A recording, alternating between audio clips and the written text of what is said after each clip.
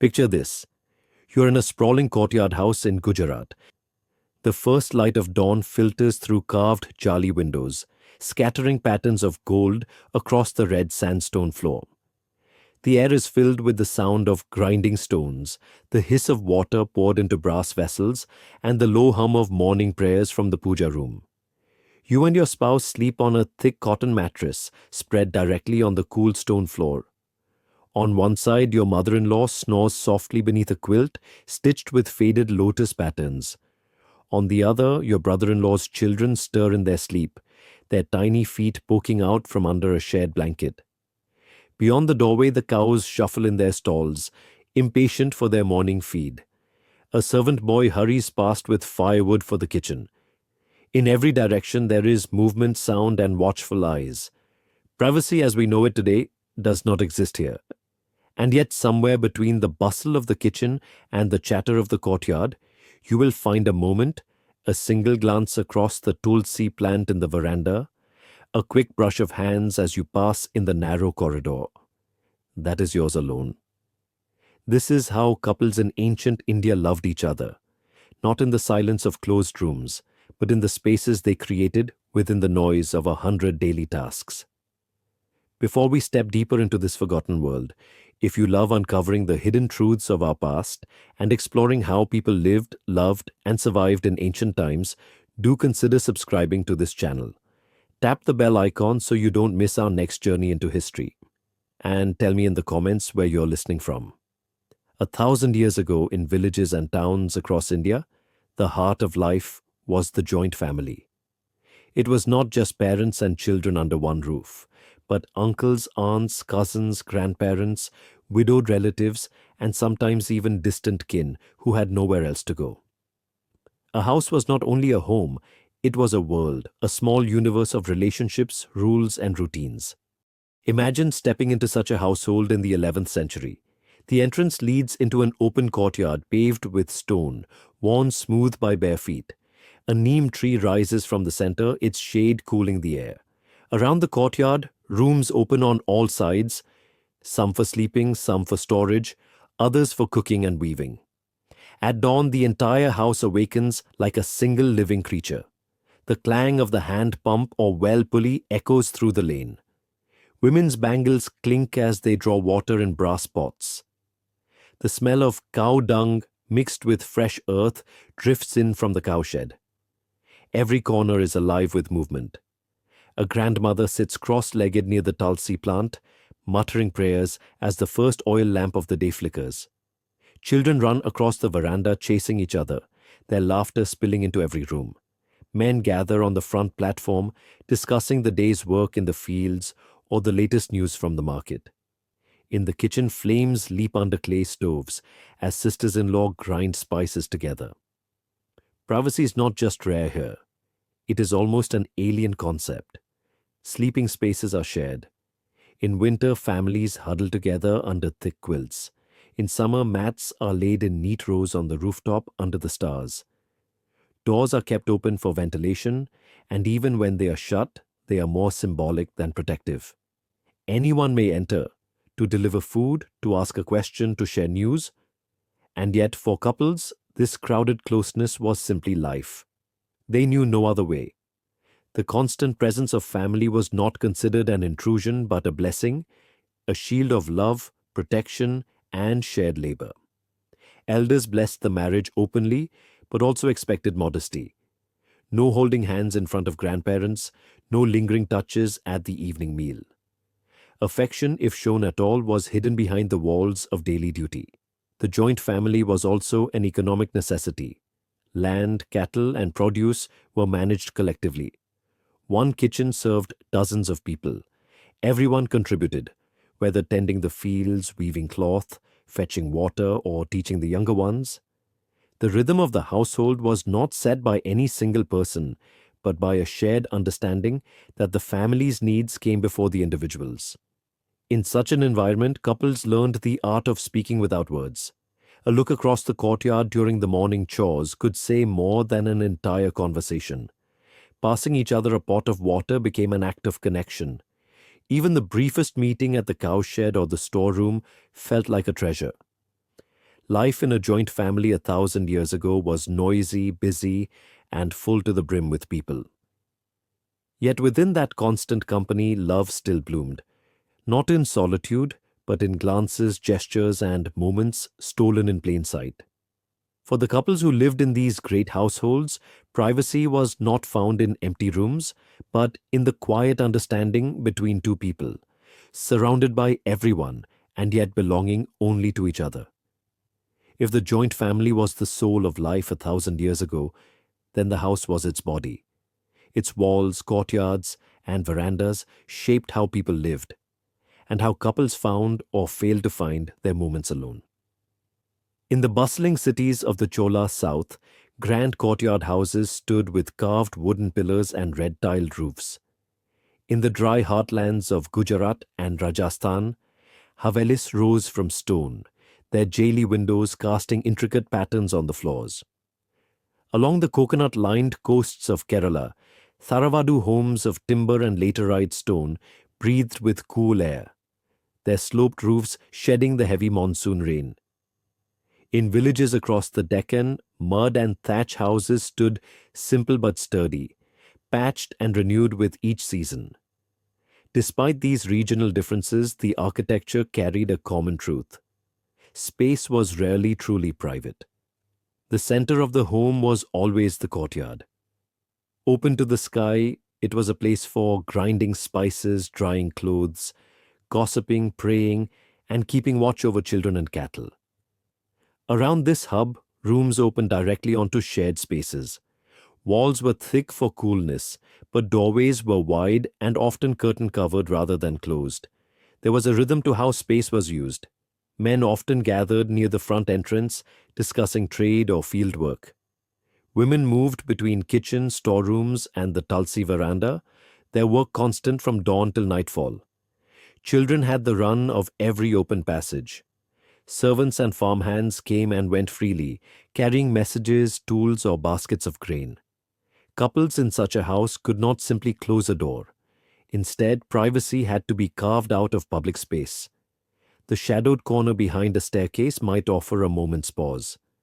The roof, flat and open to the breeze, might be deserted in the heat of noon. The cowshed or grain storage area might be visited under the pretense of work, a place where two people could exchange a word or a smile without attracting notice. The architecture itself sometimes provided secret cover. A carved jali window allowed a wife to watch her husband at the outer courtyard without being seen. A bamboo screen between sleeping areas might hide the brief touch of hands. Narrow corridors, where two could not pass without brushing shoulders, became silent messengers of affection. In wealthier homes, there were inner chambers, the Andar Mahal or Antapuram, where only family women and children could enter. Even here, space was shared, but the absence of outsiders gave couples some breathing room. In smaller village houses, privacy might come not from rooms but from time, knowing when the rest of the household would be elsewhere, at the temple or the fields. The materials themselves carried the sound of life. Wooden floors and staircases creaked. Stone courtyards echoed footsteps. Clay walls muffled only slightly. This meant that couples learned to be careful, to lower their voices, to move quietly, to let affection live in gestures that could pass as ordinary. In these homes, privacy was not about shutting others out. It was about blending intimacy into the everyday.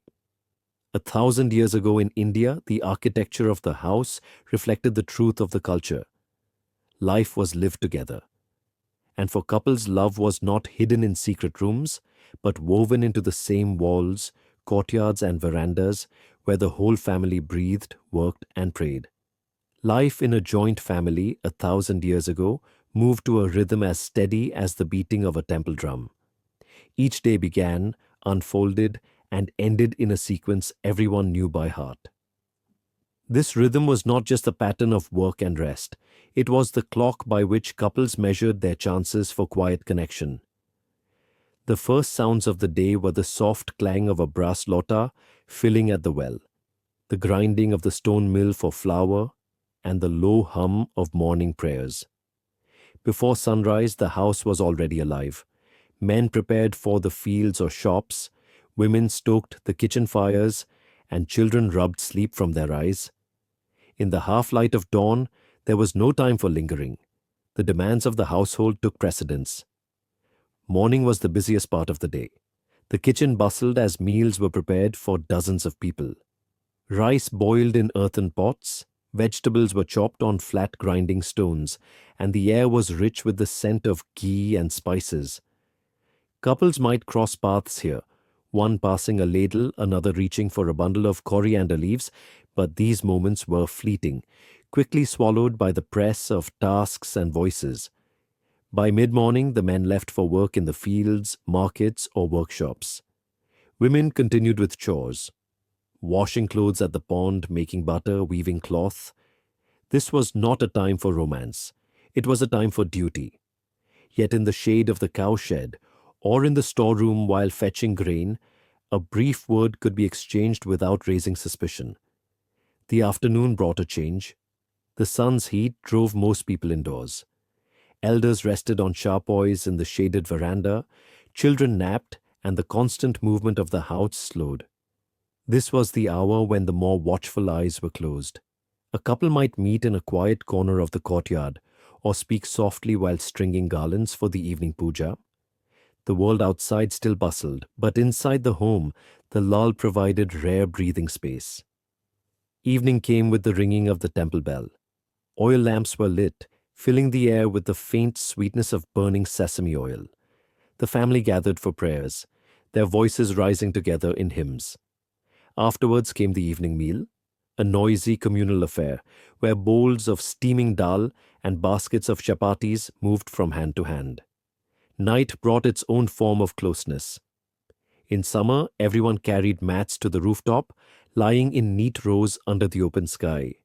In winter, quilts were spread side by side in the rooms, with children sleeping between parents or elders nearby. Couples learned to share whispers in the dark, their words blending with the rustle of blankets and the soft breathing of those around them. The daily rhythm of a joint family did not leave much space for solitude. But within its steady beat, couples found their moments. A shared glance at dawn, a quiet word in the afternoon shade, a secret touch under the stars. These were not grand gestures, but they were enough. In a house where every day belonged to the family, these small moments were the threads that wove two lives together in a private bond that no one else could break. 1,000 years ago in India, love within a marriage was shaped not only by the walls of the house, but by the invisible walls of custom. Every joint family lived under a network of unspoken rules, religious teachings, and inherited traditions that guided how couples could speak, touch, and spend time together. At the heart of these rules was respect for elders. A husband and wife were not just individuals, they were part of a lineage. Every action reflected on the honor of the family. Holding hands in the courtyard or sitting too close during a meal would have been considered improper, even childish. Affection was expected to be private, not because love was unvalued, but because modesty was seen as a sign of dignity. Marriage itself was rarely a sudden romance. Most unions were arranged, often decided by parents based on caste, community, and family alliances. Love was expected to grow over time, nurtured through shared duties rather than dramatic displays. This meant that for many newlyweds, the first months were filled with learning each other's habits, likes, and silences, all under the watchful eyes of dozens of relatives. Religion also had a strong voice in the rhythm of intimacy. Auspicious and inauspicious days were marked on the calendar. Certain festivals or lunar phases were considered unsuitable for marital relations. Fasting periods like Chaturmas or Pitrupaksha placed spiritual duty above personal desire. On these days, couples expressed care in other ways, sharing a prayer, offering food first to the other, or exchanging a quiet smile across the lamplit veranda. The household hierarchy shaped everything. The eldest male, often the grandfather or the oldest uncle, had the final say in major decisions. The eldest women controlled the kitchen and the moral discipline of the family. A young bride was expected to show deference, speaking softly in front of elders, and covering her head with her palu or odani. In this environment, a couple's privacy depended on subtlety. A simple act like serving a husband his favorite curry could carry more meaning than any spoken word. Gossip was a powerful force. A misplaced glance or a too long conversation could become the subject of whispers. To protect the family's reputation, couples learned to blend their affection into the normal flow of duties. Passing a cup of buttermilk could be as intimate as holding hands, if done with the right understanding. Even festivals, while joyous, came with their own codes. Holi allowed more playful behavior, but even then, touches were fleeting and often hidden in the color and laughter of the crowd. During weddings or other gatherings, a couple might share a moment in the kitchen or while arranging flowers, but always within the limits of propriety. These cultural and social rules were not simply restrictions. They were the framework within which love had to survive. They shaped how couples communicated, creating a secret language of glances, gestures, and timing. While modern love stories may thrive on grand declarations, in the joint family of 1,000 years ago, love was measured in patience, restraint, and the courage to care quietly in a world where nothing stayed unseen. In the crowded life of a joint family 1,000 years ago, love survived through a language that outsiders could not read. It was a language without letters, without speech, built of glances, gestures, and the smallest movements, each carrying more meaning than an entire conversation. A glance across the courtyard could say, "I will meet you when the lamps are lit." The way a brass plate was handed over, fingers brushing for just a second longer than needed, could mean, "I missed you all morning." A flower placed on the grinding stone, where only one pair of eyes was meant to find it, could whisper, "I am thinking of you." These signals were not created in a day. They grew out of necessity. 1,000 years ago, the household was always full. Elders, children, servants, even guests passing through. To keep love alive without drawing unwanted attention, couples invented a private code that blended perfectly into the rhythm of daily work. Sometimes the message was hidden in the most ordinary tasks. While drawing water at the well, a wife might lower the rope just a little too slowly, letting her husband's shadow fall beside hers. While cutting vegetables, he might pass her the knife handle first, letting their hands touch in the exchange. These touches meant nothing to others, but to them they were reminders that even in the noise of the household, they were not alone. Words too had double meanings. The grain store needs checking might mean come to the back room. The lamp oil is low could signal tonight will not be possible. Over time, these phrases became second nature, spoken in front of everyone, understood by only two.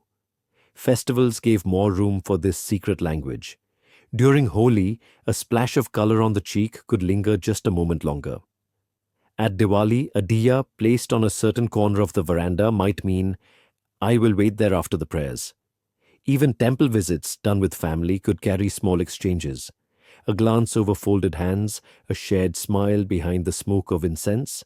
The beauty of these signals was their invisibility. They did not disturb the order of the household, did not give cause for gossip, and yet they kept the connection between husband and wife alive in a place where privacy was nearly impossible. For these couples, the smallest signs became treasures.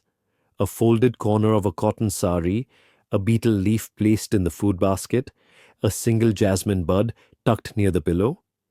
Each one was a message carried in plain sight, meant for one person only. In the great joint families of ancient India, love did not shout. It did not need to. It spoke softly through the language of the everyday, in ways that only two hearts could hear.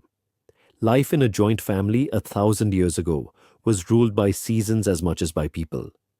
The monsoon winds, the summer heat, the winter chill, each brought its own work, its own festivals, and its own patterns of movement within the household. For couples, these changes in weather and routine opened rare windows of possibility. Some seasons made closeness harder, while others offered the sweetest chances for stolen moments. When the first clouds gathered over the fields and the smell of wet earth rose from the ground, the whole household shifted into a slower rhythm. Heavy rain kept people indoors. The courtyard, normally filled with noise and movement, lay empty except for the splash of raindrops into puddles. Children played in the corridors. Elders rested with warm cups of herbal decoction, and the steady drumming on the tiled roof masked softer sounds. For couples, the monsoon offered privacy not in space but in sound. A quiet conversation could be held near the open veranda while rain poured down just outside, making it hard for anyone to hear. Tasks like drying soaked clothes or checking for leaks in the storeroom became opportunities to meet unnoticed. The grey afternoons, when the rest of the family dozed or busied themselves indoors, gave moments where two people could stand together by a window, watching the rain blur the world beyond. In the chill of winter, the household gathered closer together. Mats and beds were spread in the warmest rooms, thick cotton or woolen quilts covering rows of sleeping bodies. At first glance, this closeness left no space for intimacy. But winter nights were long and the darkness deep. Families slept in stillness after the first hours, the cold air encouraging heavy, unbroken sleep. Under a shared quilt, even the smallest touch felt electric. A hand held beneath the covers, feet brushing together for warmth. The morning hours, when the air was sharp and no one wished to leave the bed, allowed for whispered conversations in the semi-darkness before the house stirred. A shared task, like carrying embers from the kitchen fire to warm another room, meant walking together through the silent corridors while everyone else remained huddled inside. Summer heat drove families to the rooftops at night. Mats were laid out in neat rows, the sky a black canopy dotted with stars. The smell of jasmine and champa drifted in on the breeze. Everyone lay side by side, and yet there was a strange kind of privacy in the open air. In the dim starlight, a quick glance could be exchanged without being seen. Quiet words could be whispered into the darkness, the speaker pretending to address the sky. Daytimes in summer also gave couples small opportunities. During the hottest hours, when the air shimmered and no one wished to move, the upper floors or shaded verandas were almost empty. Fetching a pot of cool water from the well or carrying a basket of mangoes from the storehouse could turn into a few minutes alone. During harvest, the entire household worked from dawn to dusk, cutting grain, bundling stalks, and carrying the harvest to storage. While the work was exhausting, it also took people far from the watchful eyes of the house. In the fields, couples could find moments together among the tall crops, or while carrying sheaves to the carts. These were not idle meetings. Hands were busy, backs were bent, but the closeness of working side by side, sharing water from the same pot, or resting together under the shade of a tree gave a kind of connection that the house could not offer. The walk back from the fields at sunset, with the sky glowing red and gold, sometimes became the most treasured part of the day. Some seasons brought travel, which meant fewer people in the house. During pilgrimage months, elders and certain relatives might leave for temple visits, leaving the younger couple behind to manage the household. In those days, privacy bloomed naturally. Though meals were quieter, the courtyard less crowded, and the nights less watched. Festivals tied to the seasons also provided openings. During Holi, colors on the skin gave excuses for gentle touches. At Diwali, the bustle of lighting hundreds of lamps meant couples could work side by side without notice. During the swing festivals of Shravan, a man might push his wife gently on a decorated swing under the trees, a gesture hidden in the joy of the celebration.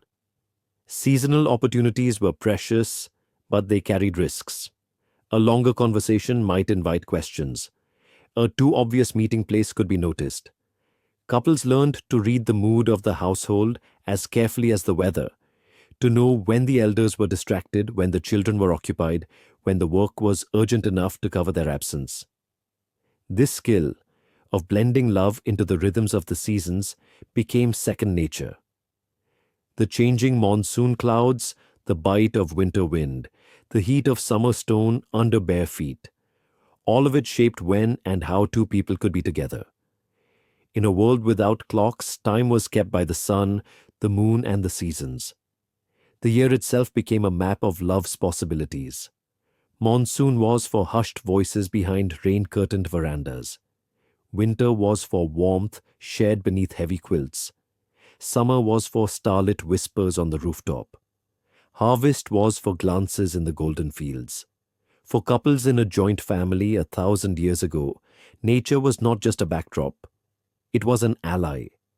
It gave cover when walls could not, and it turned ordinary moments into memories. Privacy did not come from locking a door, but from knowing when the wind, the weather, and the work would open a small doorway of time, and stepping through it together. In the life of a joint family 1,000 years ago, festivals were more than moments of worship.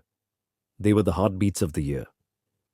They broke the long stretches of daily routine, brought color and music into courtyards, and filled the air with smells of sweets and incense. For couples, they also offered rare chances to step outside the usual boundaries, to show affection more openly, hidden beneath the joy of the celebration. In spring, when winter's chill gave way to warmth, Holi arrived like a sudden burst of life.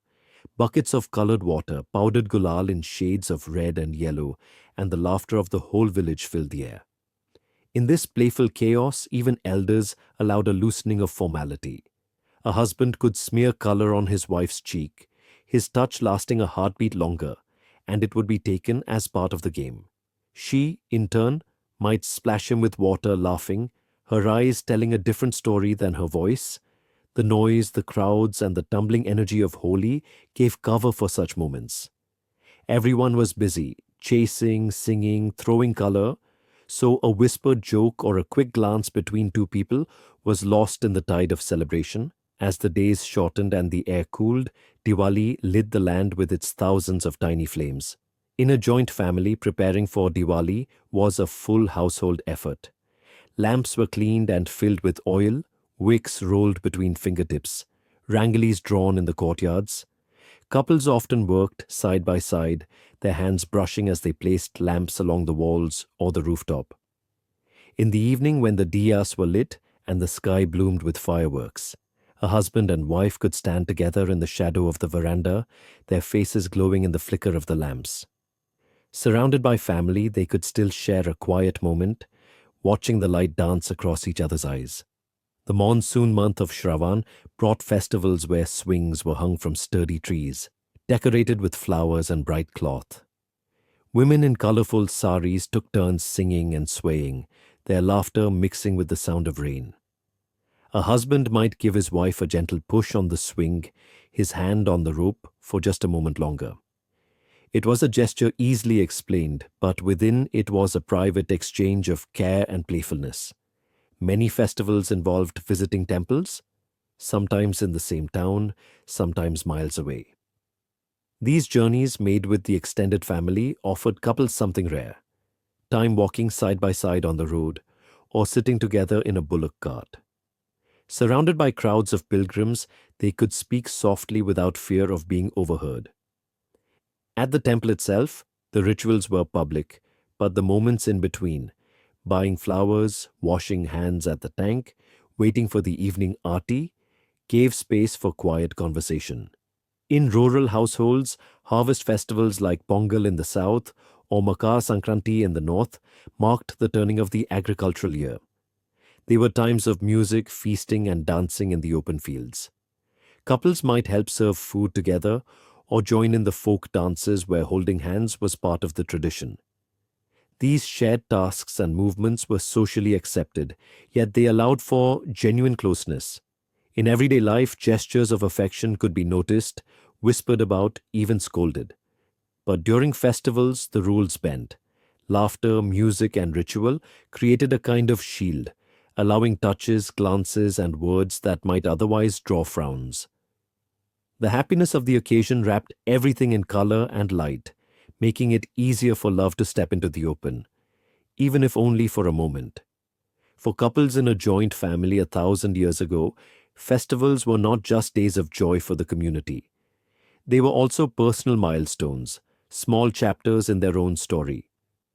They marked the times when love could breathe more freely, when affection could hide in plain sight among dayas, colors, flowers, and the blessings of the gods. In a joint family 1,000 years ago, love was not the only thing that bloomed in close quarters. So did gossip. Every movement was noticed, every glance could be interpreted, and words spoken in one corner of the house could travel to another before the day was over. In such a world, couples had to be careful. It was not that love was forbidden.